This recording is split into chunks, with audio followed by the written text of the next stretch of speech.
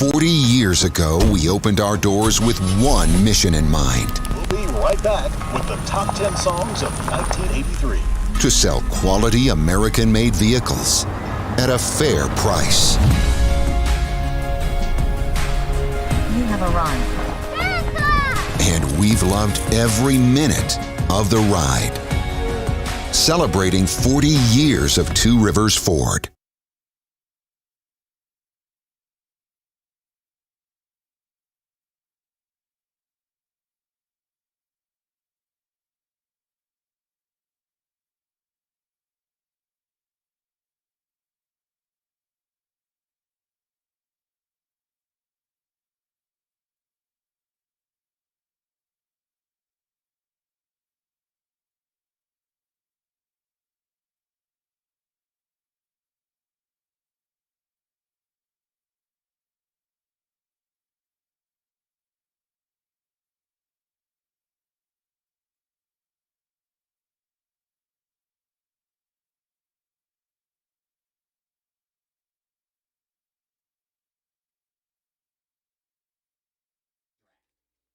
Blaine and Mickey, 104.5 The Zone. Happy Friday to you. It's here. Happy Skoronski to you. Happy Skoronski Day in the 615s. Peter Skoronski. He had a bunch of pizza and had one beer at his draft party. We got party. to get a nickname for him. He needs a nickname. Come on. Yeah. We got a creator. Oh, Robert's out. Oh, yeah. Lucas, you got to help us out. Come up with a Skoronski nickname. Man. The big score. Ooh, the big score. Well, I mean, you can't spell Skoronski without score. Oh, man. Yeah. Dang, but except with a K. Yes. I like the big score. We used to call somebody the big Kohina. Who was that we used to call that? I used to love making up nicknames for guys on the team. That was just fun. Did they all stick? Well, you called Samari Roll Doorknob, which is the absolute greatest nickname ever. That dude was as skinny as a doorknob. Then you saw him play, you like, dang, this dude is good, man. He can hit, he can cover, great ball skills. In the real world, man, he and my man Emmanuel Forbes went in the first round for Mississippi State that I comped him. And Doorknob, Samari Rowe would always say, I would have went first round, but I hurt my foot in the championship game against Michael Vick. I said, yeah, I saw Michael Vick run by you, though, before you got hurt. You didn't catch him. Doorknob, man, that dude bad. He was a heck of a player, man. He was a great player. Great Titans player. It's no argument, right? Since the Titans have been the Titans, Doorknob, Samari Rowe is unquestionably top talented corner. Yeah, he's the top corner. And I would put Cortland Finnegan, McCourty. There were some really good players. People, Denard Walker, man, and there was a 3-year window. He was pretty freaking good. Now, and I'm gonna say that is when we played Jacksonville, we put Denard Walker on him, not Samari Rowe. On Jimmy Smith, yeah, who I think is a Hall of Famer. It's a no-brainer. I don't know what the heck the NFL is doing. It's a no-brainer. Like, if I say, who's the top 5 receivers that I played against? Jimmy Smith is on that list. So I T.O., Jerry Rice, he is on the list. So, yeah. And it was because of their styles. Is Denard Walker was a press man-to-man. We couldn't let, Jimmy Smith, because Samari was more, I'm a silky smooth, like Gonzalez, Patrick Surtain. I'm going to run with you, and I'm going to cover you like a blanket. Denard Walker was going to get physical, get his hands on you, and then he knew we're going to run a straight line. I can run a straight line. I was on LSU's track team, and we all know LSU dudes can run. You on LSU's track team. The only thing about D-Walk, boy, when he tried to stop, he'd be like, and the guy be going the other way. But Jimmy Smith was all about, I'm going to run and go. So, all-around player was Samari Rowe, but for matchup purposes, we have, we put him on, somebody else. But to have both of those guys? Oh, dude. My job. And then I had Javon Curse. I was in heaven. Oh, man, I could just go around and waylay people. Now I can just. What a time to be alive. Oh, then they brought in D-Mitch to be the slot. I was like, man, boy, I just made my job now. I'm about to just destroy people. And D-Mitch was like 5 years? With us. He was kind of here and gone, then off to Dallas. But Titans fans may not know, and I know we're going to talk about the draft sometime. if you were like an all-time Titans team, D. Mitch is the slot guy, right? Oh yeah, I mean, like because not he even had thinking. all those traits Yeah. that you got to have to play the slot. Because he could play safety in a crunch, punch. He could play outside corner, nickel. He could play all over the field. He's a 5'11", 5 tool if you want to talk like baseball type player, man. So yeah. So he could do it all. He just had some injury issues towards ACL and then Achilles when he got to the Cowboys from SMU. Really sharp dude too. So yeah. We had all the pieces. The team was built to win the AFC. So, let's see. Are the Titans now in that process of getting Skoronski, or did they get Skoronski played? And that means that they end up getting Skoronski, but did they really try to move up with it to Arizona spot, and then the Texans play them? Because the Texans came out like what. And I was so mad that I just knew the Titans because I couldn't hear. I was at Neighbors there, Zach Pillar's deal, my former teammate there, and we can't hear, but we're watching all the different screens. And next thing I know, I just keep seeing the Texans blinking like I said, they picking again? Huh? What? And so I couldn't figure it out till I saw them high five, and I said, they picked. They're going to pick.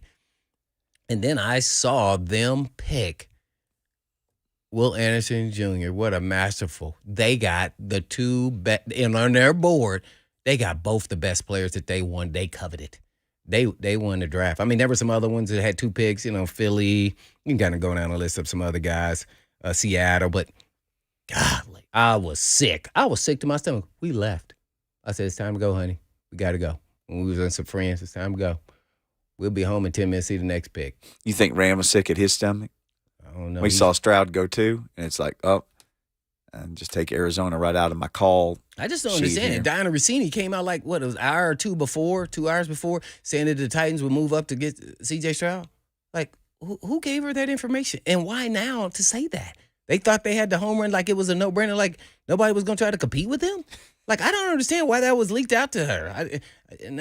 Why she would say that. I don't get it. I would then said, peep, we done made it this far. No. So the Texans won. And they kind of tooting their own horn about how they play the Titans. And rest assured, people can say what they want to say. I keep it real. Always 100 here. Always. They got played by the Texans. And you can talk about they didn't have the ammo and this and that. Well, keep your mouth shut then. Don't say nothing. Whoever leaked it. And I think we already know who has the relationship with Diana Rossini. So, yeah, they got played. So, what do you think really happened? They got played. Texans took out the chessboard and the chess pieces, and they played some chess. What was the Titans playing? Checkers. Like in front of a Cracker Barrel with the big ones and the rocking chairs. Oh, I love that. I like it too, but not last night. Hey, man, here's what. Your best laid plans, we'll just take Stroud at 2. You can trade up to 3, then get whoever you want after that. Oh, you don't want anybody other than Stroud. Well, we just took Stroud at 2. Have a good night, everybody. But you don't want to come up to 3? Okay, we'll get Will Anderson. We'll get the best. Like you said, literally, we'll get the best offensive guy on our board. We'll get the best defensive guy on our board. Mm-hmm. Oh, and this is why it makes so much sense. It's because they knew they were going to take Will Anderson Jr. with the number 2 pick. Yep. Here's why they didn't. It's because they said, that leaves the quarterback available. It may be other contenders besides the Titans to try to trade up, and that's going to make us have to escalate what our trade value is to get back there. So we're going to take the quarterback first. Then nobody else besides Titans. We know we got more ammo. We're going to beat the Titans to the 3rd pick. That's what happened. They got him. They got. Meanwhile, don't ever show your hands, bro. Nope. Look at the Colts. Hey, man. They let all the Will Anderson rumors just bubble along. Then they go and get their guy. Oh, I was sick. I left Neighbors. I was done. I was like, yeah. Here's the video of him right here. We're going to get our franchise quarterback. Maybe, we got something in our back pocket. Would you take Will Levis or Hooker today? What are you doing? In the 2nd round, I'd absolutely take whichever one was graded higher to me. And I don't want to say Levis or Hooker. Would you take another position group? Well, I really hope they take a wide receiver. That's what I'm thinking. But I don't know, But if you really like one of those guys and you were just content to let him slide. You got Tannehill for a year, but you got to know that Hooker not probably. I'm leaning towards Hooker. He's not gonna probably play till halfway through the season. But you still got Tannehill. You're paying him. I know that's So he just goes and does his thing. Like you've been saying, if things go south, get on a losing streak or whatever, at that point, hey, just like they did with Tannehill with Marcus. Hey man, it's time to make a switch. What would you do, Lucas? Yeah, I want to lean there, but when are you going to get your franchise quarterback? That's all I'm asking, because I don't know. I'm like, man, do they have something up their sleeve, or do they say, well, you know what, we'll just keep managing Tannehill, and then they're going to be stuck in a position, whether it's during the season or off season, they're going to be pigeonholed to have to get a quarterback, and everybody's going to know it. Tannehill didn't get an extension. He's done. Him and Henry are done this year after this season.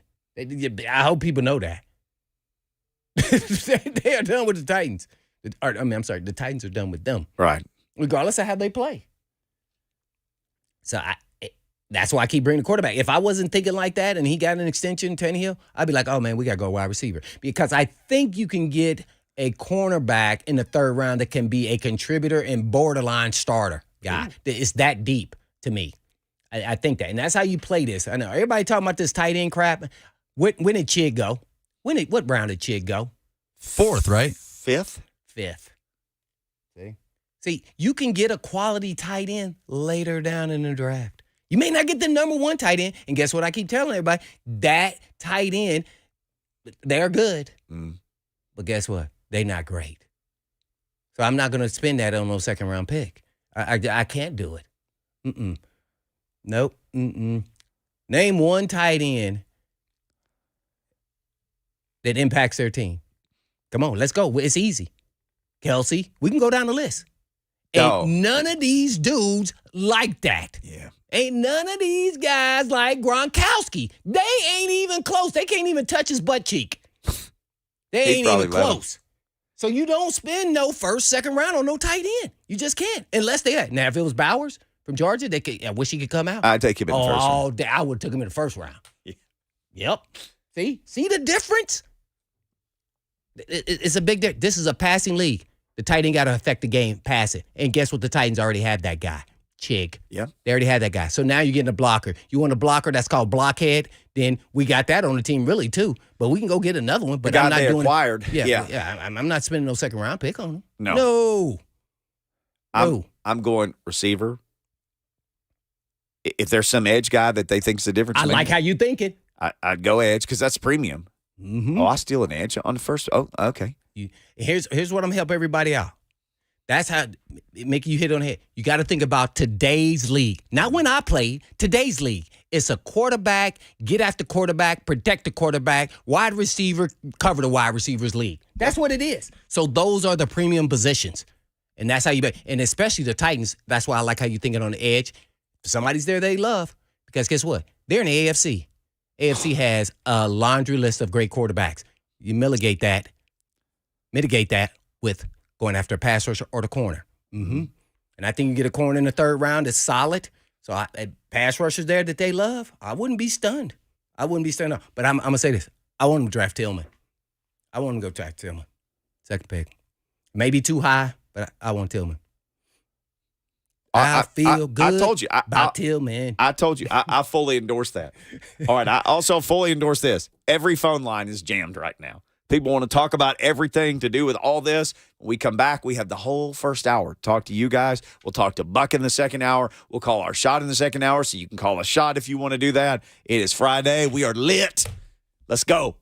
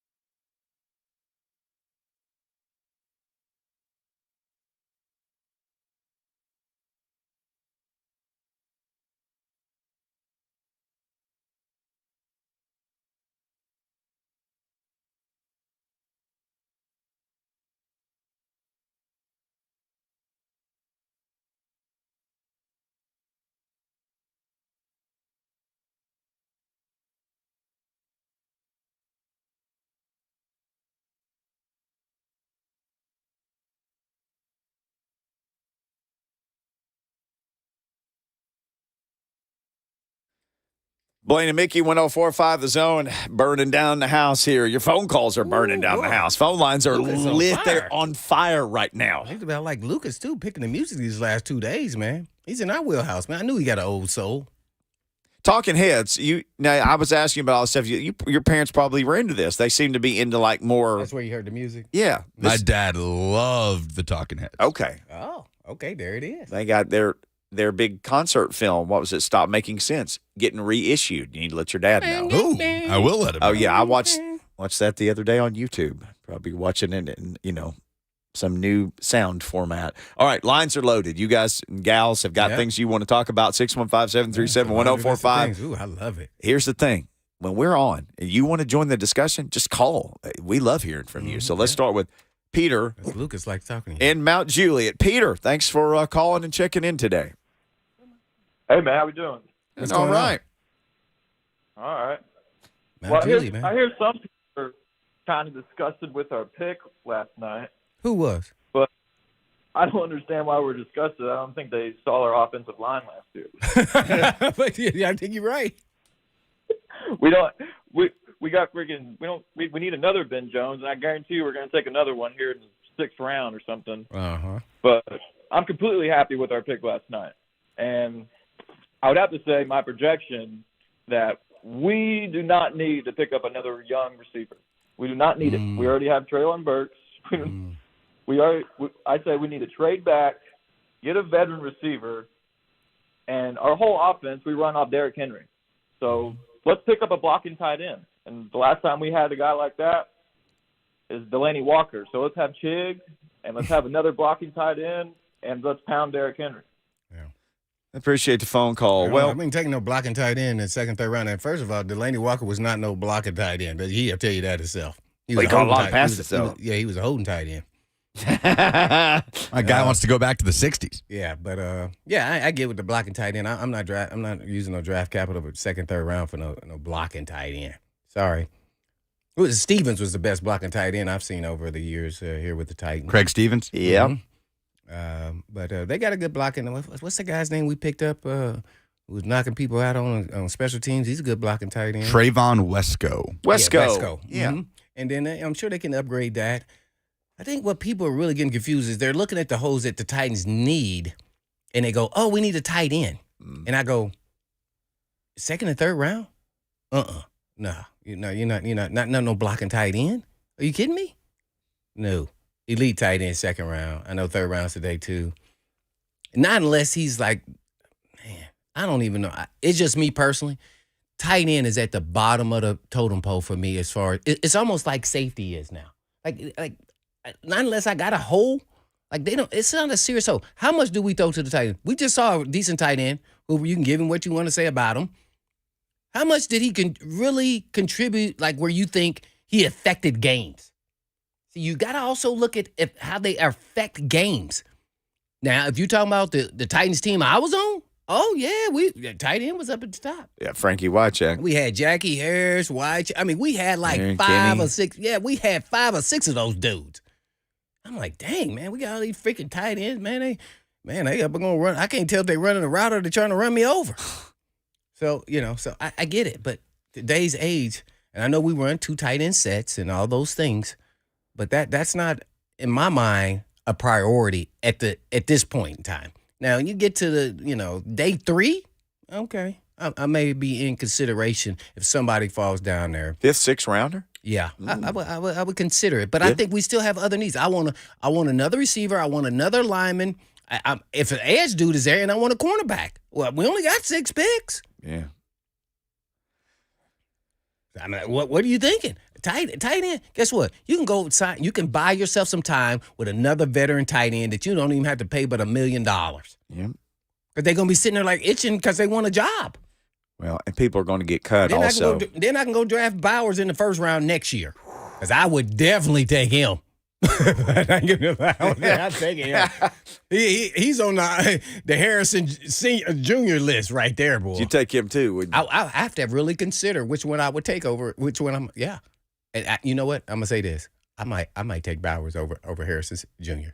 Oh. If I had to make a choice. What? He's a mismatch. Okay, you gonna have me guard him? Nope, I can't guard him. I can't guard You him. guard him? Come on, man. You guarded guard him. Shannon Sharp. Byard, a hooker. No, this dude is a different dude. Ooh. He looked like Megatron, but a tight end. Ooh. He's a mismatch nightmare.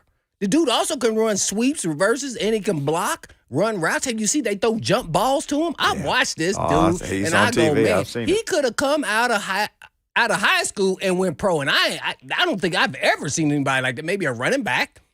He could have come straight out of high school. He did it initially as a freshman, and you go, this guy is first round NFL. So he could have done it right out of high school. Hey, him and Harrison, should they just hire an agent next year and just call each other on the phone and say, hey, let's just go work out We for won't a be able year? to pick them. We won't have a losing record. Not unless we start Malik Willis. If you were those dudes, would you even play? Hey, man. Oh, I don't know. Let's call our agent. Let's ask go somebody work who's out for a their year. age, or closer to their age. Lucas, if you were advising him as a lawyer/agent friend of the family, what would you tell Bowers and Harrison Jr. if they should play or not next season? Ooh. They're guaranteed first round pick in top 10 for sure, both Yep. of them. Yeah. Top 10 guaranteed picks. I mean, yeah, that logic would tell you no. If you don't play, if you don't play and you're a top 10 pick, Jamar Chase didn't play. He was a top 5 pick. Didn't hurt his stock one bit. And I know it was the COVID year. And Remember it was how hard Harrison got hit in that championship game? Mm-hmm. He said, Right in the yeah. face. Yet I don't think either of those guys are even remotely considering that. Well, Bowers wants to get him a three-peat. Yeah. Harrison Jr. is about to get a chance to play with his high school quarterback oh, my. if Kyle McCord wins the job. Well, I might just go to IMG or something chill for 9 months and then just go to the combine. That's a tough Jump call. 'Cause 4 dudes be feet like, in the air. No, I want to play. This is a business decision, son. What are you talking about? I'm going to let my teammates down. No, you're going to let yourself down, and your money is going to be, your pocket's going to be really light because you're going to, if you get injured, you won't go nowhere. Marcus Lattimore, man. Oh, guy I always that think of. was, oh, Remember, that Blaine, running everybody back from said, that South guy's, he could go to the Carolina. NFL. He's that good. And he was such a great guy, too. The running back? Yes. I mean, Marshawn Lattimore, Marshawn Lattimore. Was that? No, right? No. Not, or was it Marcus Lattimore? I From think it was South Marcus. Carolina. I think it was Marcus. Marshawn somebody will Lattimore tell is the me. guy that plays corner, isn't he, for the Saints? Yeah, I think that's a different Yeah, Lattimore. I got him mixed up. You got Marcus it right. Lattimore was one of those dudes Yep. who came along, and everybody's like, oh, he's ready to go to the NFL now. And then he got hurt. Happened against Tennessee. Yeah. And then he I got watched it hurt. live. And then he got hurt It again. pained And me then to watch that. he got like I think he was on the 49ers for like a year, but he never played. For 13 and 14. It was in San Francisco. No brainer. But let's see what these brainers got for us and help us out here. Who you got next? Let's keep going. Something came up about Skoronski and what do we call him? I think some people have actually waited. I like Score. that. Skronk, somebody said in his own TV chat. Luke in Hendersonville will be next. What's up, Luke? Hey guys, how you doing? Doing all right. Yep. So, Peter Skoronski's already got a nickname, and it's from Northwestern. Anytime it's mentioned, like if you type it, it has to be all caps.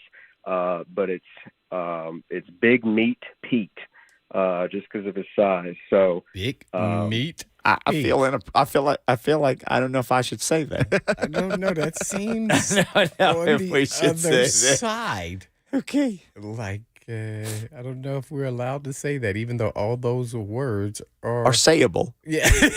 Maybe not in that order, though. Maybe not. Oh, Big Meat Pete I think is you're in the room, I think you're baby. saying them together. He's in the house. I think that. Okay. Oh, man. Let's see if somebody can top that. All right. Josh in Michigan. He's close by up there. Maybe he knows about BMP. What's up, Josh? Hey, come on now. This is a family show. I Yes. know, right? We're nervous. Come on, man.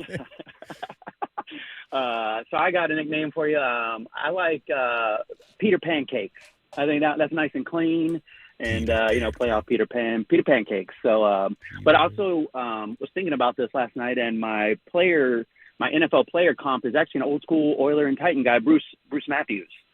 Just super versatile. A lot of people don't know, but Bruce Matthews made the Pro Bowl at all 5 offensive line positions, and I could see that with Josh, this guy, you know who so. knows Bruce Matthews really well? I would imagine Blaine might. Yeah, Blaine Blaine will. does. Yeah.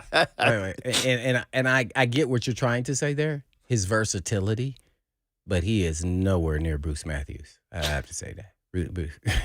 And nothing against the kid, but yeah, he does have versatility. His game is what I'm understanding. I don't know for the fact, because when I listened to his interview, Lucas, didn't Peter Cottontail, Peter Pancakes. Yeah, Peter Pancakes say that he hadn't played. I don't know if he was referencing just college, that he hadn't ever played guard or even center at all. I don't know if that was true or not. Some people are trying to say he's versatile and he can play multiple positions. I don't know if that happened in high school or what, but do you have that? Gotcha. I'll be completely honest. I don't have a ton of experience at guard, especially at the college level. I know that things happen a lot faster, especially, in pass rush for sure. So it'll be a timing thing for sure. I think that'll challenge me. So I think, obviously I don't have a ton of experience, but, ready to learn anywhere and just adapt to whatever position I'm at. But I guess I'll learn that as I go in the process. Mm. I was stunned. I thought he played multiple positions because people were saying that. He just told me that. Maybe he's just referencing college. Mm-hmm. So you think he was just talking about college or no? Yeah, he almost strictly played tackle in college. Right, he had to start because Rashawn Slater opted out in 2020. Freshman All-American as a tackle, and he was just entrenched as their left tackle his whole career. But he's been thought of as a guard in the draft process because of his measurables, because of the arms. He's projected as a guard. So it's projected versatility. He's played tackle throughout his college career. What do you think they're going to have him play? I think it makes sense. Training camp starting at guard. But I'm sure it'll be an open competition. Okay, let me ask you this. You were a cornerback at Ball State, and then you get drafted by the Oilers, and you become a safety. Not because I wanted to. Because dudes got hurt. Yeah, man, I was like, oh, man, they moving. Oh, crap, dude. Well, don't try to sell me. I don't want to do this. Hey, but I said, I have an insurance license. Sometimes it's better don't say nothing. And I was just rocking like I'm rocking right now. Because I wouldn't have never made it probably. I wouldn't have made no Pro Bowls for sure at corner.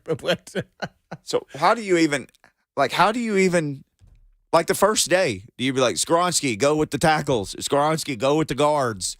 Great point. Skoronski, I don't know, man. Just go stand between the guards and the tackles. And to your point and Lucas's, I would start him at guard. Okay. That's just me.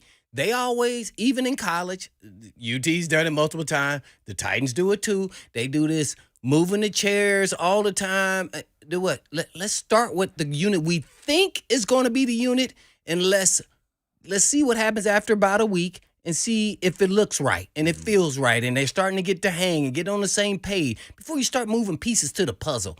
And I'm thinking he's a guard. Reason why I say that, because they already have the other pieces in place. Don't we talk, he's going to compete with Dillard or MPF. No, let's just start there. Guess what? He can always, if one of those guys get hurt, like, okay, let's try him. Let's 3 weeks into training camp, let's see you at tackle down. Let's see what you look like. Because we put him right there, the 49ers guy, Brewer at center, and we got our two bookend tackles, we good to go. Let it start there. Where there's an opening. There's a right. Yeah. You want to push your best five out there, and that's the best five of today, as of today. So I don't know if that will change or not, but that's kind of what I'm thinking. But, what do I know about O-line? And to be honest, I watched tape all the way to 1:30 last night on Skoronski. I don't think he can be a blindside tackle. I don't think he can. I'm going to say this. He is nowhere near, and that means he's not a better player because he is technically sound. He is nowhere near the athlete of Dillard. And it's not close. He's just a Dillard, and I said this when I watched him, is a phenomenal. His foot quickness is off the chart, and he's not quite as technically sound as Skoronski. And there's a reason why, probably why Skoronski's technically sound, because he knows he has some. That's how I survive. Right. Mm-hmm. Yeah. Yeah. And this guy is technically sound, Dillard, just not quite. He is off the charts technique-wise. I got to give him all props to that. And only guys I saw give him trouble was from Michigan, Ohio State, were the guys that were long and had length. And that goes right into what everybody's saying about his arm. Now, that's at the college level. We all know the dudes are going to be faster in the pros, and they're going to be better. So I think he can be borderline Pro Bowl guard immediately. I think if he's going to play tackle, he's a front side tackle. He's not a blind side tackle guy. I think he's a better athlete than we want to give him credit to because it's hard to tell because he's so technically sound. It's like, oh, man. I mean, he does the same thing every time. I mean, he's disciplined. I love it. He kind of remind me, that's why I love Darnell Wright. And then we saw he went 10th. He was technically sound. So I want to start him off the best 5 and put him at guard. Let's rock and roll. Let's go. Could have first-round picks starting at tackle and guard on the left side. Yep, see that? And you got him already rocking and rolling.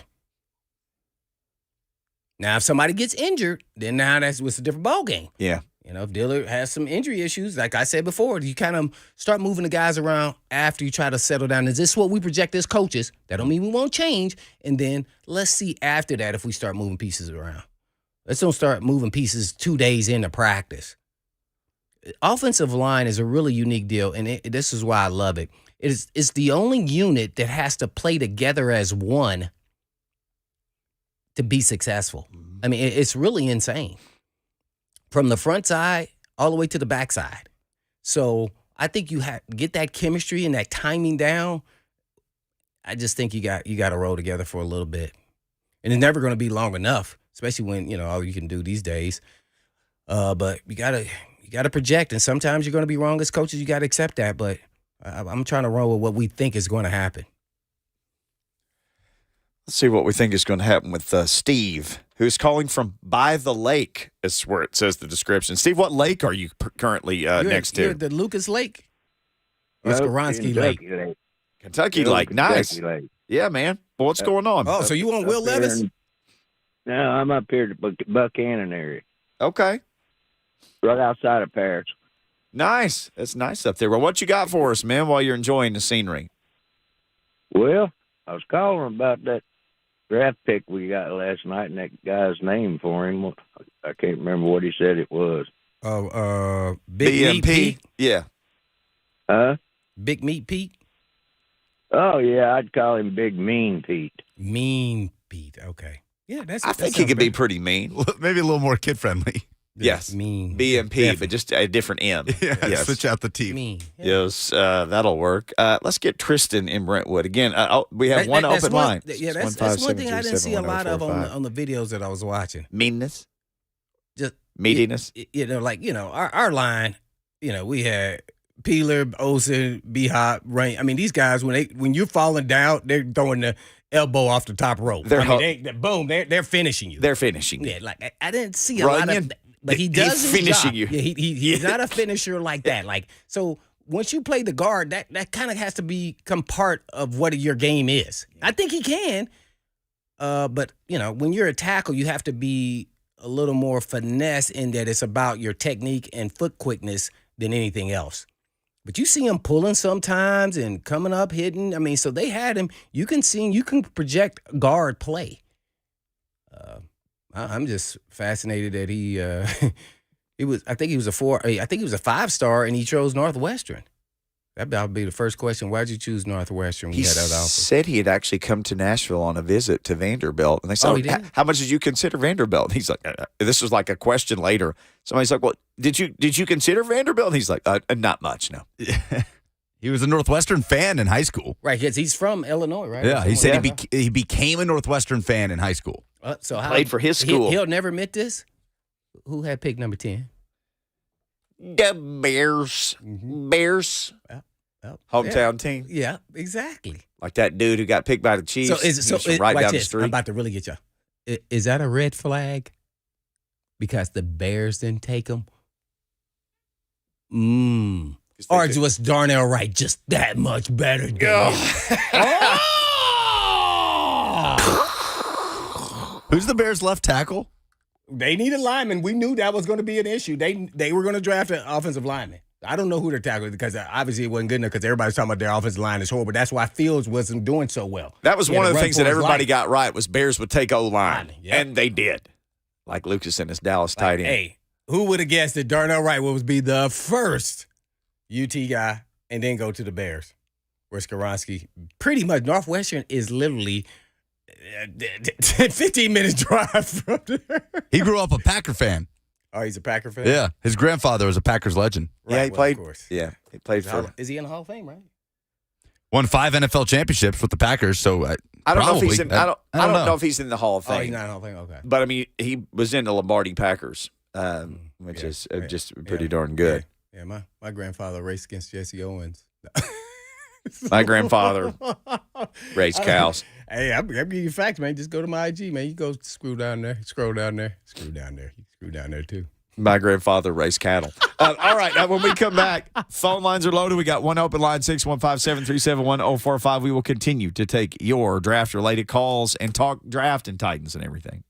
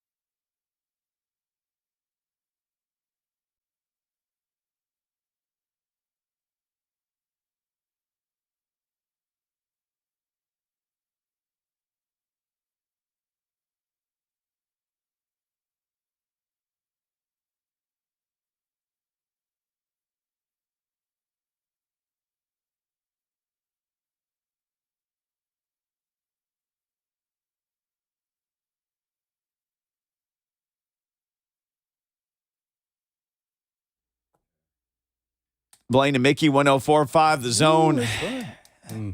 Man, we got a lot of phone calls. Yeah, People just want to talk Yeah, draft. I want to address one thing here. I Let's talked address. about he had issues, and let me clarify about Ohio State, Michigan. That's Skoronski was at tackle. When I say he had problems, I didn't mean that he gave up a sack. That was the only time that you saw him with issues, and it was only because they had length and speed, and they gave him a little bit of issue. I didn't say he gave up sacks, but that's the only time you got to see him.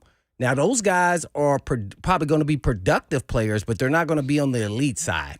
And so that's why I said he could probably play front side tackle, but not blind side tackle in the National Football League. He definitely could play guard. So that's what I was referring to when I said he had issues. I don't know what your issues mean, but when you watch him on tape, it was almost like he was a machine and like nobody really had issues. Now, he had some problems with bull rush at times and anchoring down and sitting, but he never gave. I bet this guy never gave up more than 10 sacks his entire time. I don't know what he gave up. I didn't even look it up. So, but that's when you started seeing signs of the quarterback is starting to get hit, and so you go, oh, okay. But that and it was always length of long-armed guys or speed. So it came up. But if you're trying to find negative things when he was so technically sound and really pretty much felt like he never had any issue. So that's what I was referring to when I was meaning issues. Whoever, I forgot, it's gone on the chat now, but said that. But he was pretty clear cut. When you go from not playing and then you're starting as a freshman and you make all Big Ten, then you go 2 years in a row, then you're All-American. I mean, come on now. There's not a lot of issues, but the game is different in the pros is what I'm getting at, and those guys will be the average guy that he faces in the National Football League, and they will be much better. So I think he could be a solid tackle, front side tackle, but I think he would be a really good guard, probably borderline Pro Bowl type guard. There's a researcher with. How many sacks did he give up? The Athletic. Less than 10, I bet you, because I didn't hardly see any. With the Athletic, Jason Starrett is his name, or Starrett. He said Northwestern offensive lineman Peter Skoronski allowed 0 sacks and committed 1 penalty in 480 career snaps versus AP-ranked teams per PFF.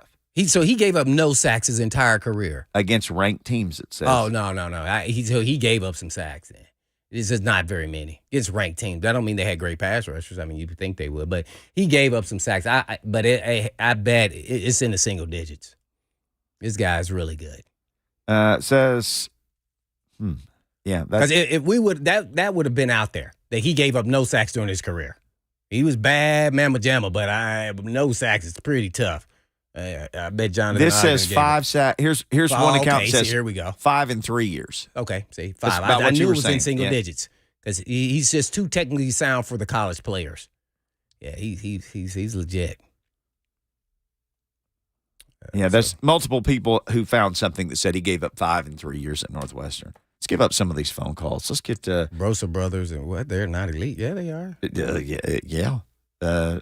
Tristan in Brentwood. What's going on, Tristan? Over the last 2 years, they weren't there the last 2 years when I'm watching them on film, the Bosa brothers and everybody else. Tristan, what you got, man? I think the Titans got a great pick, and I'm glad we didn't get C.J. Stroud or Anthony Richardson because I think they're going to be bust in the NFL because C.J. Stroud, like, you have all that talent around him at Ohio State, but you don't get that much talent in the NFL because you had to pay everybody, and Anthony Richardson played for just 1 year, so he may be like a great specimen, everything, like his body type, everything, but I'm glad we didn't get a quarterback because we have Caleb Williams is coming out next year, so I'm looking for that draft class next year for a quarterback. You know, you're going to have to be the first pick to get Caleb Williams. Or Drake May from North Carolina, or second pick. Yeah. We're not going to be that bad. I mean, if a Tannehill and King in a better offensive line play, they're not going to be bad. They're not going to be bad. It's going to be middle of the road. I have to draft Devin Leary. Who? The NC State quarterback transferred to Kentucky. Oh, okay. There's going to be the quarterback. Oh, no, there's going to be some more, but I just, as of today, there will be more. There will be more quarterbacks. There's them, those two, and then there's nobody else. Hey, boys, you could draft Will Levis today. tonight. Uh-oh. You could draft Will Levis tonight. I mean, Yeah, Will everybody Levis call in who wants the Titans to draft Will Levis today. Call in. I don't know if Whether we'll get you any do more or phone don't. calls on Whether that. you do or don't, chat us, call. Yeah, put Lucas to work over back there, man. Will Let's- Levis, would you do it? Let's squeeze in one more phone call. Lucas is going to holler at us, but we got loaded lines here. Jason in Arizona. Or Hooker. Out there. What's going on, Jason in Arizona? Like Hooker. Hey guys, I love all of your shows. I always watch it all the time. Well, thank you. Appreciate it. Gotta take Meyer if he's there, but Washington seems more like a Mike Vrabel player. Wide receiver depth in the third round is unbelievable. But I've got a question about Blaine and one of his favorite players in Sanders, if he might be available there at 41 to be a surprise pick. Ooh. With OC or OG as a favorite in the 5th and the running back from East Carolina in the 6th. And we got to sign Andy Hill to an extension if we actually don't get to pick a good quarterback next year, which I don't think we're going to be able to. And I love you guys. Well, thank you, Jason. Jason's calling from Arizona, man. The weather's nice every day. That's why he's so chill. Time I dream. That I'm living in Arizona with him. No more allergies. Yeah. It's good ideas. We shall see. Today's just second and third round, right? Second and third round. Oh, man, this is pivotal because these players in this draft, I think, can contribute immediately at these 2 picks. I want 2 of these 3 positions. Who are the quarterbacks, Ryan Powell? Who's the quarterback? Ryan Powell said the draft will be full of quarterbacks next year. Yeah, it's going to be a laundry list, but franchise quarterbacks, I think we can name 2 right now. Right, and it's full of quarterbacks this year. Do you want Will Levis didn't even go in the first round. So, and he was going to go first overall not that long ago. All right, phone lines. We got one open on the Mark Spain Real Estate Hotline. Call in. We'll talk to you. We'll talk to Buck Reising. We'll call our shot. You want to call your shot on pick 2 or pick 3 or both or something for tonight? You can do that because we'll do that too. Got a whole nother hour of this coming up. Stick around. Can't wait.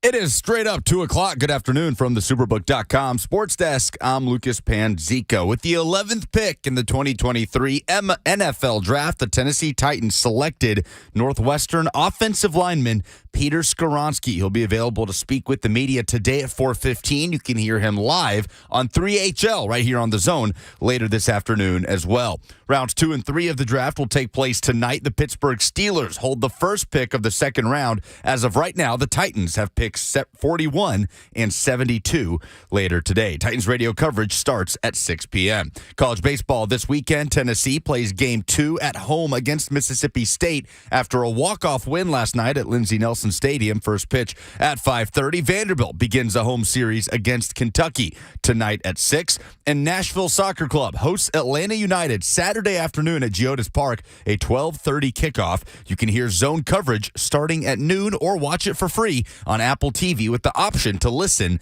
to the home radio broadcast. For all your foundation repair and waterproofing needs, visit USSTN.com. Breaking news at once on your home for the Titans and Vols. This is 104.5 The Zone.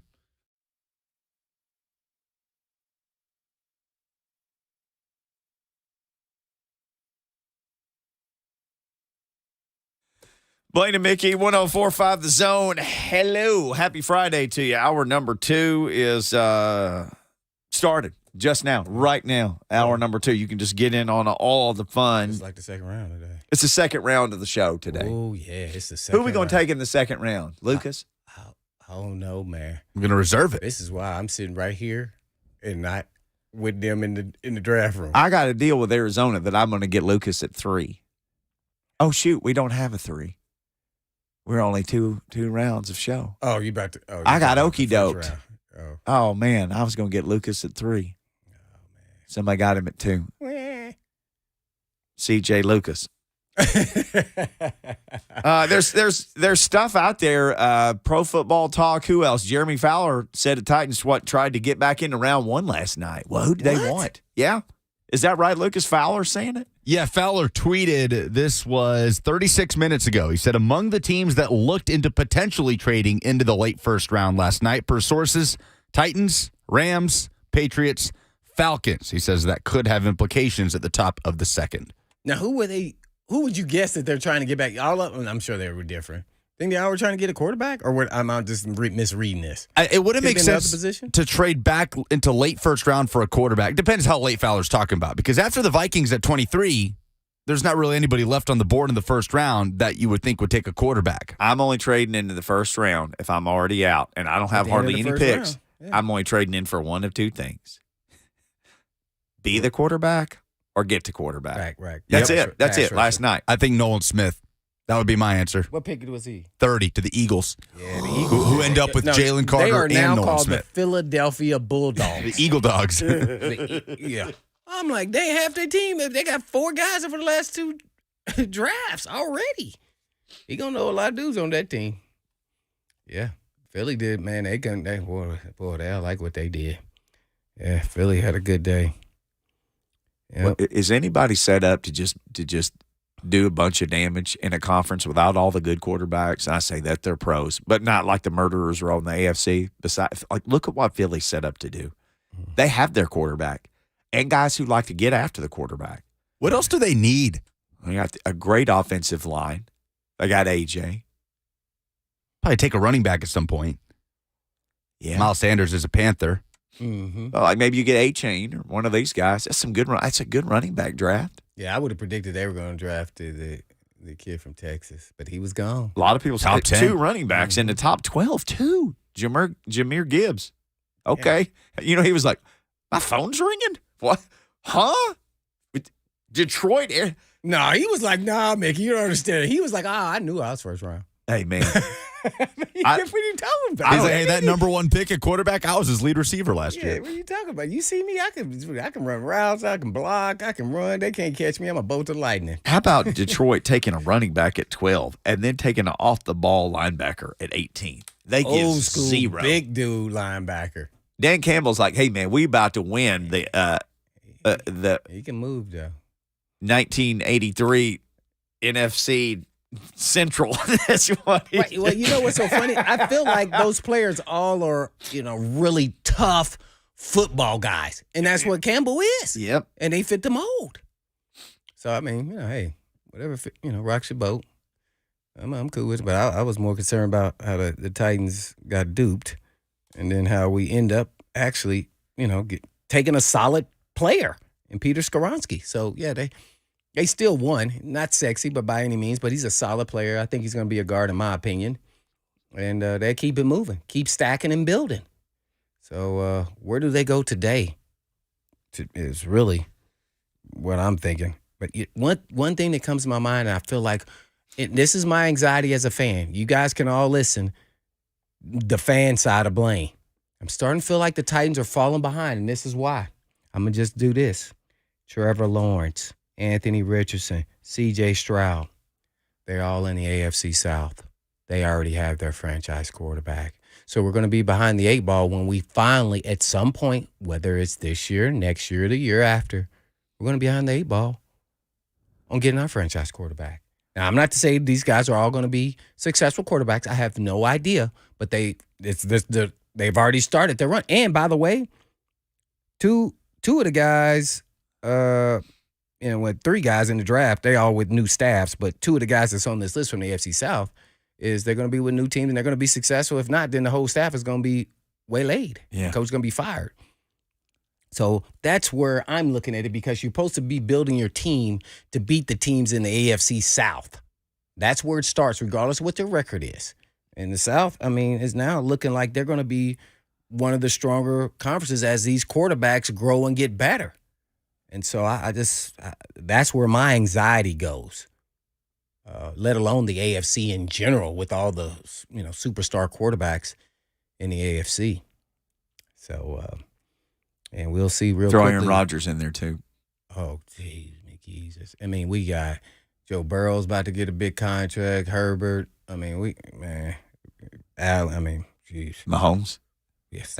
Allen. You make my back twitch. Aaron Rodgers. My sciatica back there, bro. It's not doing so well. But dude, man. So that's what I'm thinking. Because it's not just about today. It's also but down the road. And I keep talking about it. When we get in that stadium, this thing better be rocking and rolling. That franchise quarterback better be out there playing at least a couple years. So I hope Rand got something in his back pocket. I don't know what it is, but I think he does. I'm hoping he does. A quarterback in his back pocket. Yeah, well, trade. I don't know. His quarterback somewhere pocket. He may not be on draft day. Maybe during the season. Could be next year. I don't know. But, man, shoosh. All right, 2 picks today. I would like to see some combination of 2 of these 3. Wide receiver, edge, cornerback. Dang. Wide receiver, edge, cornerback. That's my 3 positions. Wide receiver, edge, cornerback. Me too. I'm right there. Because you want Tillman. What order? What order though? Because see, you may be able to get Tillman in the 3rd. See, so. Do you go edge first, depending on what's available? Like what edge guys do you like? Well, who's the guy we were talking about? Keon? Yeah, Keon White. Did he get taken? Nope. Georgia Tech. As my son would say, he didn't get taked. He getting taken, and then then the Auburn kid, Derek Hall. Do you know of some guys that you like at defensive end? Derek Hall looks like a sculpture, by the way. And then Tamawa Adebawore, I apologize if I'm saying that wrong. He's like one of the physical freak of the drafts guy. He didn't get taked, as my son would say. Right. Well, used to say he's grown out of that. Yeah, I wouldn't. If they love one, and I can't say it's a priority, but you're building your team to beat the AFC teams. So guess what? You need another pass rusher. I know it sounds crazy. Some people are going to be like, no, we can't. But guess what? All these receivers are all somewhat in the same group. So whether it's Tillman or Mingo, one may be just a little bit better than the other in the pro level, but you're still getting a good player. And then you got to keep in mind, free agency is still out there. And, y'all could say y'all don't want to or not. But some guys gonna get cut here, and Corey Davis, my guy. I bring him back right now. We know he at least going to block. Oh, if 11 games a year, you get But the only thing, he gets hurt. He gets nicked up. He going to miss, a couple games here or there. But, if you're getting him for a good price, knows the offense. Yeah, that price is about to get good. Well, I mean, there's felt like guys that's going to be out there. Now, I'm just using him as an example. Sure. I think he's going to be out there because every time they show the Jets, they put all the receiver threats and Their he's weapons. He's not up there. I'm like, how is he not up there? He's the highest paid receiver on the team. He's not even on the look who we have for Aaron Rodgers. And they haven't even added Randall Cobb yet. So stop that. Cobb, the corn is gone off that Cobb, man. he's done. How old do you think Randall Cobb is? Oh, man, 35. 31. He's 32. What? I know. I would have guessed what Blaine guessed. I thought he was way older than that. I want to say that I heard you say this one day, Lucas, that you maybe 2 or 3 weeks ago it came up, and you were like, he's not 37? He's like 30. I couldn't remember if it was 31 or 32. Man, he must have came in the league when he was 19. No, he's aging in dog years, He man. came in the league in 2011. Man, he was 21. Yeah. That's 12 Scoop says, y'all keep saying Corey Davis. Do he even want to come back? I don't know, Scoop. I don't know. That's our podcast. Maybe he He doesn't. said they never even called him to Titans, but it's all about business. Yeah. They give you a call this time. I think you're going to answer. But if you're him this time, you're like, I could go right back to being the number 2 guy and maybe the number 1 guy if this other guy's not in shape yet. I'll go, hey, man, give me a 1-year prove-it deal, and I'll prove that I'm still Corey Davis. I'll tell you what, I'm going to guarantee not 11 games, 12. I'll play 12 games for you. Here's what we should do. Who's your top wide receiver, top corner, and top edge guy that you want? I think that's where they're going. Well, at least I'm guessing. Unless they throw a monkey wrench in here and draft one of these quarterbacks. All right, Buck Reising is going to join us next. Let's ask him that. We'll ask him all this. Buck's best available. What's he think of Skoronski? Did he know about his odd Cam nickname? Smith. Ooh, Darius Rush. It's Clark Phillips. Remember I asked about him from Utah guy? Yes. Ooh, he tough. Julius Brents, Tyreek Stevenson. There's some dudes, the cornerbacks. You could get a good cornerback. If you Even just in say, the third round, that's what I'm getting. I think they can. So then you say, okay, now it's between edge and receiver. I wish they had one more pick today. Me too. I really do because I want to get out. All right, well, we solved this. Tyler Scott from Cincinnati, who they met with, had dinner with. Oh, they like him. That's what all the buzz was about. Had dinner with him. All right, we'll have not dinner, but a meeting with Buck Reising next. No.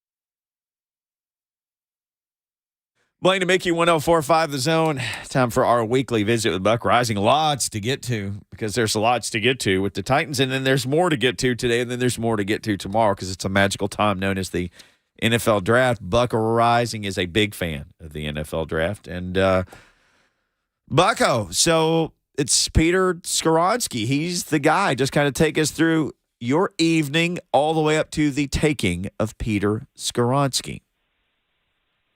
I do love the draft. Draft night's a lot of fun. It's Yes, all the pre-draft BS that we've just waded through, and that was still going on in the hours leading up to the draft last night, which made it a little more chaotic than maybe people are used to. And we got a couple calls to that effect. I think maybe yesterday before the first round went down. I'm sure you guys have as well about how crazy the lead up to this particular draft has been, because of how involved the AFC South is, at least on a local level. And certainly that played out in the first round with the quarterbacks.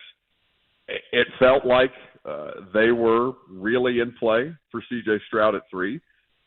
The Texans situation, where they had been leading people on, where through some way or another they had Adam Schefter screaming on national television that a quarterback was not going to go to the Texans at 2 and making bets about it on air, so much so that people were preparing trade packages to go up and make a trade for 3 in Arizona. The Titans had one of the better offers on the table from what I understand.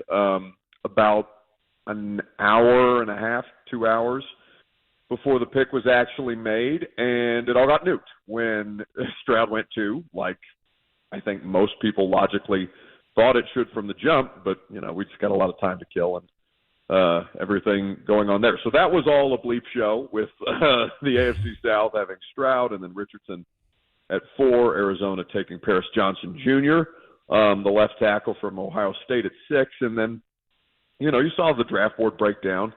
I think the way that a lot of people thought it might, whether you thought Skoronski was the best offensive lineman or second best offensive lineman, that he was the third off the board, was very fortunate for the Titans, who were able to get him, get a good pick that I think everybody was happy for, even if they had a scenario prepared to go up to 3 and try and land a quarterback. And I appreciate that there was a level of preparation there.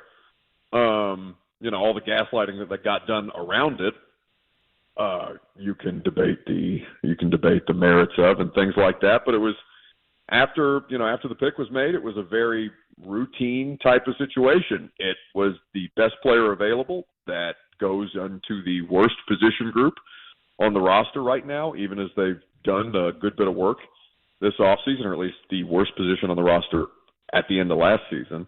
And it very much fits who they want to be and what they want to continue to do as long as Derrick Henry is on the roster. Tonight's going to be fascinating, and I'm looking forward to getting back over there here in probably about 2 hours because Skoronski is going to do his press conference. But it was a very convoluted early going of the draft, and then everything kind of felt like settled down a little bit after that. Settling down on a Friday afternoon with Buck Reising here, brought to you by Two Rivers Ford, home of the non-commissioned salespeople and bringer of Buck Reising. That was super long-winded, by the way. I'm sorry. That went on forever. Hey, you answer how you want to, Buck. This is your segment. Just you answer away, brother. There's a lot there. Yeah, you and Big Mean Pete, Pete Skoronski. Peter Pancakes. That or Big Meat Pete. People were calling him that. Peter Pancakes. No, you were not going to call that man Peter Pancakes. That's the fans, not me. Caller suggested it earlier. Yeah, that's all I'm saying. Oh my God. Well, now that you have a presser, let's make sure we get answered. And I know he said he hadn't played other positions, Skoronski. He said he hadn't played guard or center, at least in college. That's what he was referencing, I think. Where do you think he will be playing?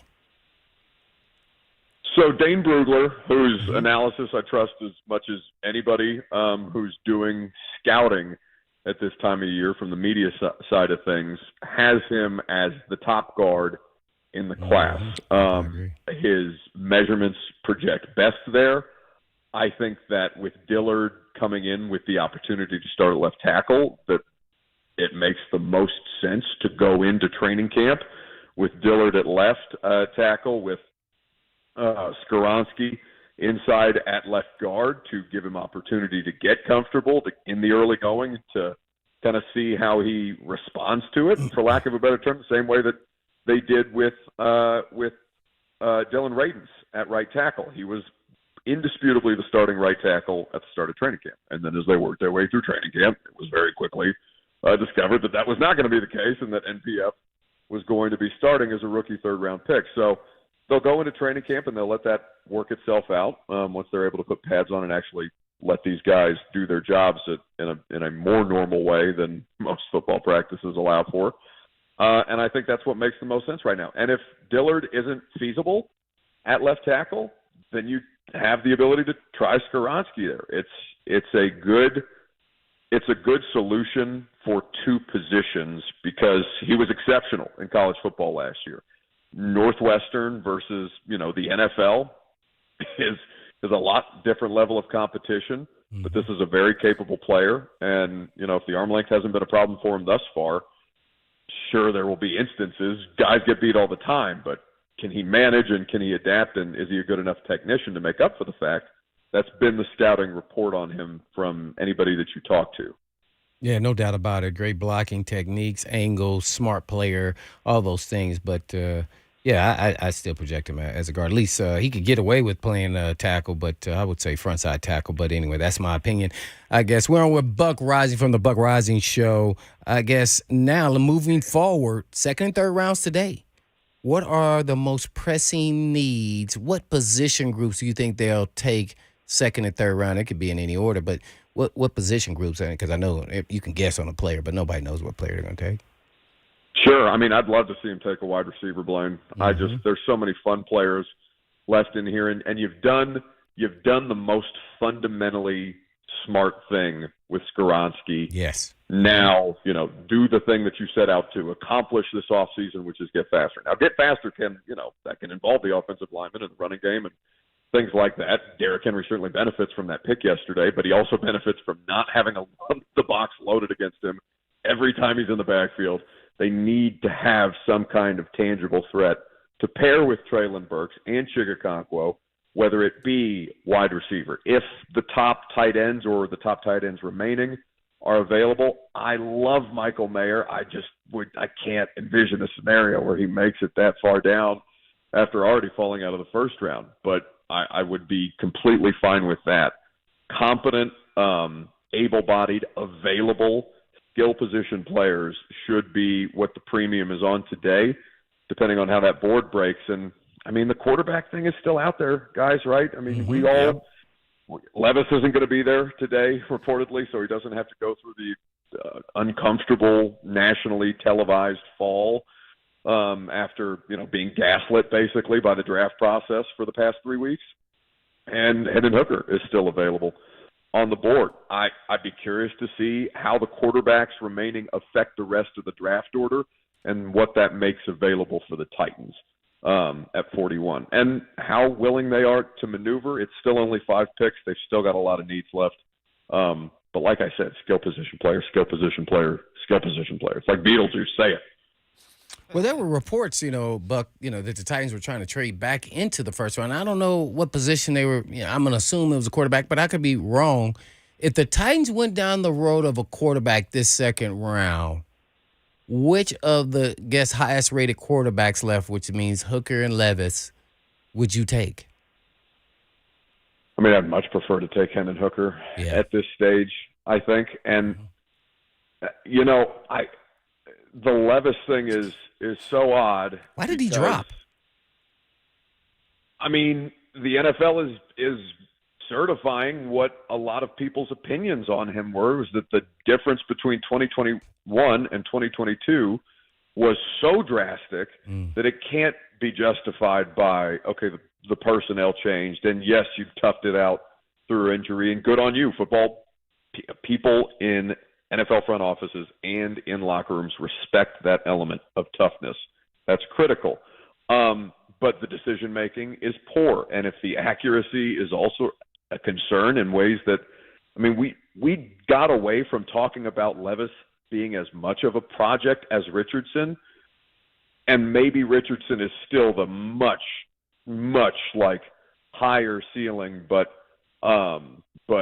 more erratic situation right now. Levis is still very much a project player at this stage. And whatever's going on with the toe, I think teams knew about that well enough, and that the tape ended up being the more important thinking point in this process. Now, whoever was telling Todd McShay that, and this is the problem with this time of year, whoever was telling Todd McShay for 3 weeks that the Colts were going to take him at 4.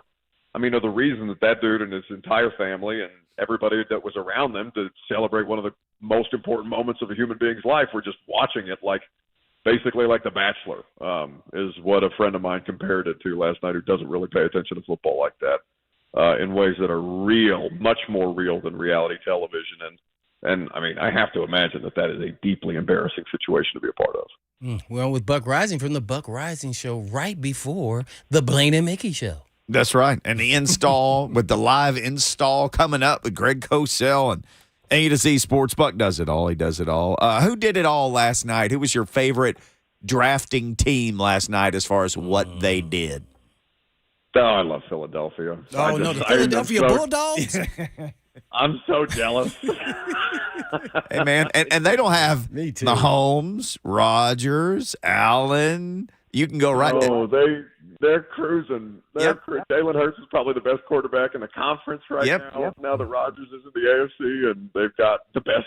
I mean, they've still got a really, really good offensive line. They're bringing Kelsey back. They're adding they're probably the best player in the draft in Jalen Carter to play alongside, Jordan Davis. And as Fletcher Cox is getting older and that roster continues to age, they're just going to keep supplying high quality blue chip caliber talent on the defensive front, and getting away with Nolan Smith late in that draft is so gross. I hate them. I hate them, but I love them, and I can't. I'm looking forward to seeing Philadelphia with another crack at this thing, because I know we always have certain things that we feel like we know going into an NFL season. It feels like Philadelphia can just walk into the Super Bowl with the kind of talent that they have, but of course that's not how the NFL season plays out, and I'm fascinated to see what happens for them next year. Who are Buck's best availables as we start day 2 of the draft? It just needs to be like a tab on the zone page. Buck's best availables.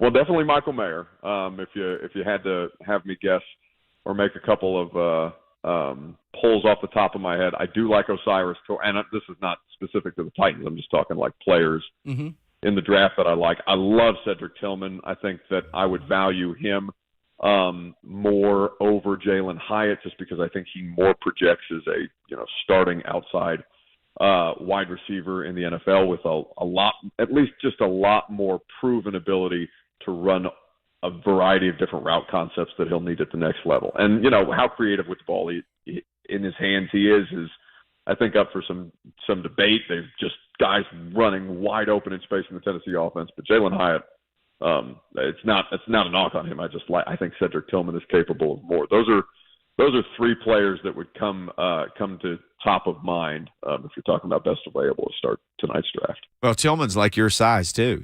He's got that Buck size and speed ratio there that we're all looking for. Buck Rising, our guest here on this Friday edition of Blaine and Mickey.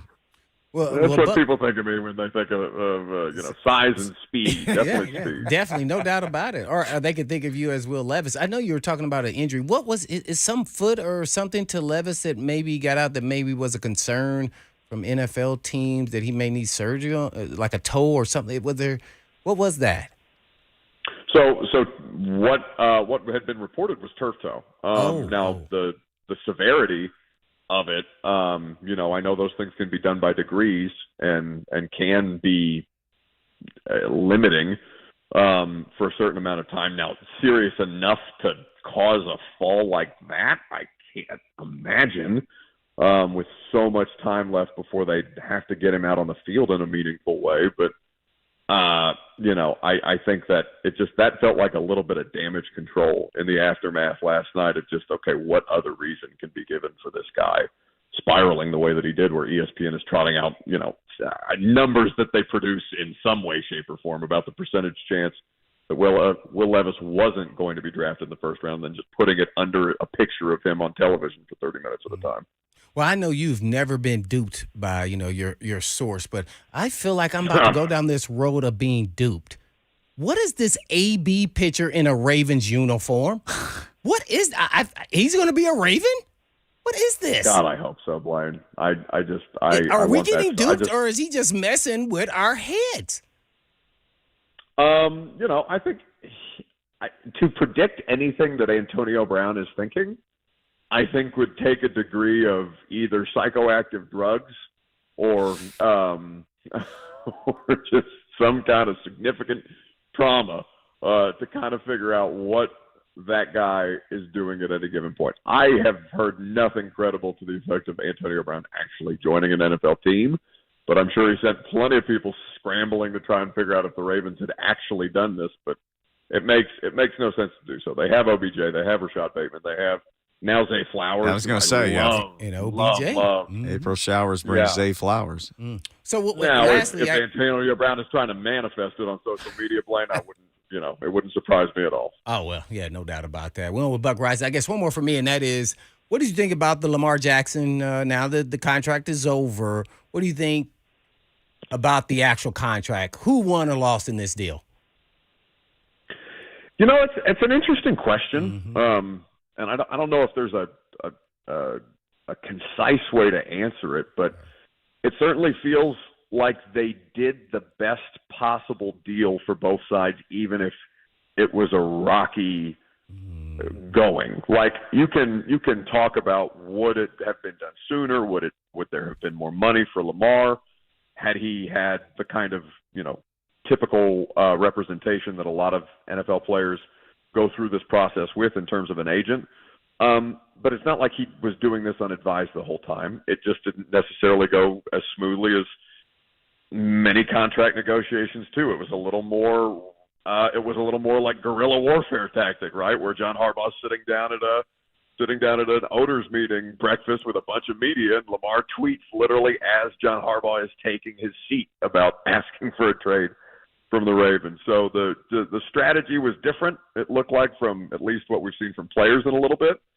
And ultimately the result was the same. He got paid like the kind of player that he is, and it's not more guaranteed money than Deshaun Watson, which sounded like it was the ultimate goal, but it's still a really damn good deal and well worth it for both Baltimore and Lamar Jackson to have finally agreed to terms. I think, optically maybe Lamar takes a little bit of a hit, but I don't think Ravens fans care today. Do you, Blaine? They just have to have the quarterback, and now they have a bunch of fun wide receivers. Ready to move on and try to win some games. There you have it, right? Buck Reising from the Buck Reising Show. All right, on the way out, Bucko, Peter Skoronski, 4:30 today, so I'm sure 3HL will have that totally covered for people who want to stick around for that and more. We got him in the hallway of a pizza place last night on Zoom after the draft, but getting him in a controlled setting and everybody's, you can ask questions, have some give and take. What are you hoping to ask him or learn from him today when you get to speak to him in person? We talked to him a lot about the positional stuff, right? And that's been something that he's been answering questions about for months at this point. But from his perspective, I want to understand more about his technical prowess. And I'm trying to find the smartest way to ask an offensive lineman that knows more about technical prowess to me so I can better understand how it is that he mitigates those alleged size disadvantages or length disadvantages, because I think there's a good explanation for it. If it hasn't hurt him to this point, why should we act like it's going to? Why should we just assume that it's going to be a huge issue for him? I think that I want to know more about the technicalities of how it is that he's gone about it and what he's learned from working with Jason Hotailing at the Pro Day, the Titans offensive line coach. I'd like to know a little bit more about what they talked about, and how much he's willing to divulge on that. We'll just wait to see at 4:30. There you go. You can hear about it all from Buck Reising again. The install and the Buck Reising Show and A to Z Sports, all those different places. Buck, enjoy talking to Skoronski, and we appreciate you talking to us. And enjoy the rest of the draft. And we'll talk to you next week, buddy. We'll be listening. Always a pleasure. Yes, sir. The one and only Buck Reising. All right, Johnny, Jason, on the phone. We'll take our last two phone calls of the day, and there's another report about the Titans trying to do something Today in the draft, a national report from a reporter. What are they trying to do? We will tell you what the word is next. Stop teasing me.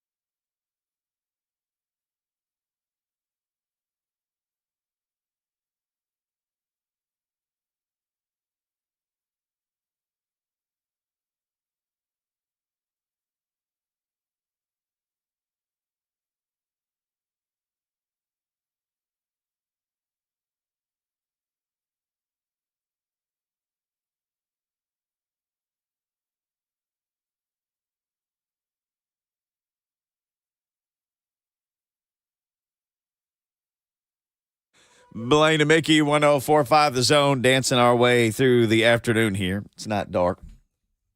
Time to call your shot. Brought to you by Chattanooga Whiskey 91, an award-winning small batch bourbon, the only Tennessee high malt featuring tasting notes of toasted honey and graham cracker. A real winner and available at your local retail store. Chattanooga Whiskey 91. Maybe my shot is going to be something based on this tweet. And hold on, Johnny and Jason will get your calls. Per league sources, Mike Giardi says, the Titans are working the phones in an effort to move up in the second round. Could a quarterback be in play? There have been multiple They said, reports. could a quarterback be in play? Mike Giardi says that. Oh. This was after reports yesterday. They tried to get back into the first round. So we thought maybe they're trying to get the dude from Georgia who went 30. Oh, yeah, Nolan Smith. Maybe they trying to get Hooker. Oh, if they get Hendon Hooker, it's going to break the internet in Tennessee. I think it sounds. I can make you believe it because he's got an injured knee, and he won't be ready to training camp to start practicing. And you take it slow because you got Tannehill. Yep. And now you already got your franchise quarterback. Oh man, that's just a delight. Whole year he doesn't have have to to move worry up to about get it. a pass rusher. Yeah. You can't. Hey man, we went through the AFC quarterbacks. You can't have enough pass rushers. Oh man, I'm sure everybody want a sexier pick like a receiver or corner or something.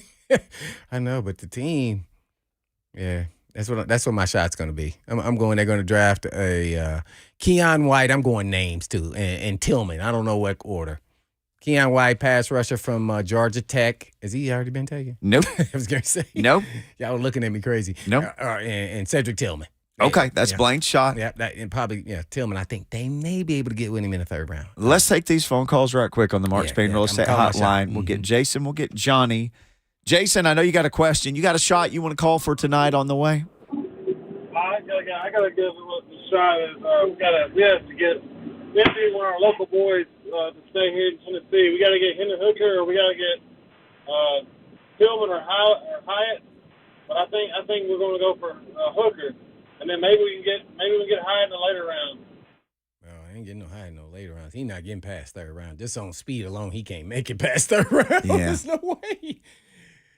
Yeah. All right, one more. Johnny in Nashville with the draft talk. Johnny, you got a shot you want to call for today for the draft? Oh, yes, sir. Let's hear it. think they're going to go UT Orange. I think it's going to be Jalen Hyatt because Hendon Hooker can't catch passes.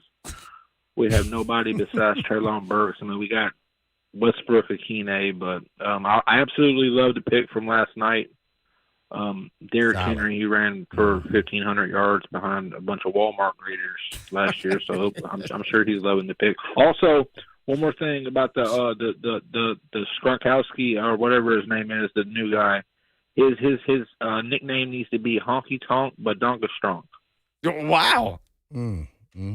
I wish I could ask him where he got that from. Oh, that would fit on a business card. It'd be a lot, or like the back of a T-shirt. Oh my, he can make some money.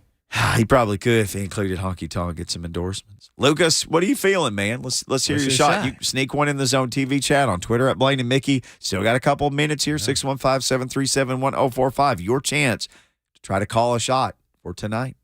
I don't know if the Titans trade up or down today. I don't know which pick this would happen with, but my shot is that wide receiver Tyler Scott ends up a Tennessee Titan. Yeah. Probably by the end of today. Checks boxes. Speed, check. Outside receiver, check. Immediate value as a gunner on special teams, check. How big a fella is he? Tyler Scott, I can tell you right now. Yeah, he's about 5'10", 5'11", 177. Oh, I wish I was 5'11". I could have been great. I always wanted to get to 6 feet. I wanted to have that 6 and didn't ever make it. Mike Vrabel has yet to draft a Luke Fickell player. Every year that's his bestest buddy. Yeah, every year we talk about that relationship. They're at Cincinnati Pro Day. They went to Tyler Scott's Pro Day. They had dinner with Scott before his Pro Day, and they used one of their 3 virtual meetings with Tyler Scott, with wide receivers coach Rob Moore. So Tyler Scott filling that need for speed at some point today. That's my shot out of Cincinnati. 5'10", 177. Is that what it says? Yeah, that's what CBS says. He's their 51 ranked player. Oh. They got pick 41 and pick 72? Pick 72. Well, I think they can get him at 41. I don't know why would they be moving They up get for that him. rascal at 41. I'm just going to say this. The Titans are going to make my shot. They're going to make some kind of trade. They're either going to try to get up and get a quarterback, or if it doesn't work, I think they're going to try to get more picks. They're going to make some kind of trade today to do something. Either to get up and to get Levis or Hooker so nobody else can, or they're going to be like, okay, man, we need a 4th-round pick. Let's take the 3rd-round pick and slide back. Let's take the second-round pick. You mentioned there's some good depth at some positions they need. Mm-hmm. I know a bunch of y'all are like, but you know who a bunch of people want? Like the guy in the grocery store told me, the giant tight end from Georgia. Yeah, I wouldn't be opposed to him because he's opposite of Chig. But But I think you can get him in the 3rd round. Maybe even 4th, but they don't have a 4th. They don't have a 4th-round pick? Yeah. Mm-hmm. So maybe they try to, like, Just go back and watch him play UT and saw what he did to some of them defensive linemen. He's full-sized. I can't say it on air what we call that, what he did to some people. Yeah. I think that's a good enough description. Hey, Brandon in Mississippi's got a shot to call. Oh, my God. All the way from Mississippi. Brandon, call that shot, man. Hey, how about Michael Mayer? The tight end for Notre Dame. Mm-hmm. Yeah, I mean, provide more, flexibility for Chig. He can be a flex tight end more for us in the offense. But Michael Mayer get us, that provide us that, that downfield, threat, and he can block. So, I'm gonna call my shot on Michael Mayer. Or Donnell Washington. There's a SI mock draft for the next 2 rounds. For some reason, I couldn't get it to let me see the 3rd round, but their 2nd-round pick for the Titans was Michael Mayer. Look, I love him as a player. I do too. I don't want a tight end in the 2nd round. I don't either. I want catches, like passes from the quarterback, sacks to quarterback, or covers receivers. I like him as a player, not 2nd round. I like him. I think he's just going to be a good, solid NFL player, and right now that's not a pressing need for me. Tight ends don't change the game. We need to change the game. Let's change the game with Paul from Franklin. This will be our Not last that tight phone end call anyway. of the day. Paul, what you got, Good man? player, On the good way solid out, brother. player, though, all around. I work out at the bridge in Franklin, the golf course, and I saw Corey Davis out there before he went to the Jets, and he lives in Franklin. His wife and kids are in school. The kids are in school here, so I don't see a real problem for him saying, I could go home, be at home, and sign back with us. So that's my hope that if they release him or we could get him, that'd be awesome. Paul is joining the movement, Paul. Yeah, Mickey started that movement months ago. Hey, man. I've been watching salary cap cuts. He hadn't got cut yet. Nope. Man, what are they waiting on? I'd be cool with that. That's a solid After this draft. producer. We know he at least going to get 700-800 yards. Yeah. Yeah, I'd take that. Opposite Burke's thousands. Block everybody. Mm-hmm. All right. Round 2, round 3 of the draft tonight. Titans Radio, they got you covered. 3HL. Skoronski speaking at 4:30. It's all going to happen. It's all going to happen on the zone. So stay tuned. But in the meantime, in between time, peace.